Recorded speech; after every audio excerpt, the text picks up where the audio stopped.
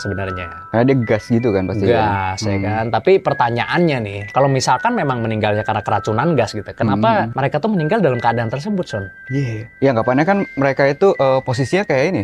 Tau nggak lah yang bencana yang Pompei itu, Pompei yang gunung meletus kan pada kaget semua kan. Cuma kan itu jelas karena kan bencana alam yang apa? Oh, yang jadi batu semua ya? Yang jadi batu ya? Jadi abu, jadi batu, iya, kayak gitu kan. iya. Jadi tapi kan ini nggak ada apa-apa ya. Nggak ada apa-apa dan nggak ada jejaknya, nggak ada hasil penyiksaan juga. Iya. Tapi emang gitu sih kayak anggapannya banyak yang ngomong kan kalau di tengah laut tuh jangan mandangin laut malam-malam gitu.